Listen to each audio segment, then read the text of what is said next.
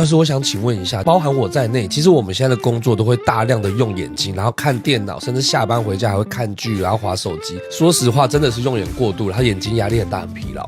那我这样子是不是应该要吃叶黄素？叶黄素该吃，是原因是因为你刚才讲的3C 产品这些都有蓝光的伤害。对，叶黄素的主要的重点，它就是预防你黄斑部病变。你可以把它想象成有点像戴一个墨镜，去阻隔蓝光的一个效果跟伤害你的眼底的部分。是，但是你如果还有其他的问题，可能单吃叶黄素是没什么效果。对，因为我有时候觉得眼睛很酸啊，压力很大，那这样子到底该怎么办？你讲的这个通常应该叫眼睛疲劳。是，那眼睛疲劳的话，比较有效的其实是补充花青素，然后来源可能有一些像是黑醋栗啊、三张子这些东西。其实现在越来越多有直接做复方的，但是你要选的对，你有选到你需要的。像我这种完全就不知道该怎么选的，直接私讯你们问最快的。比较快，帮你客制化量身打造。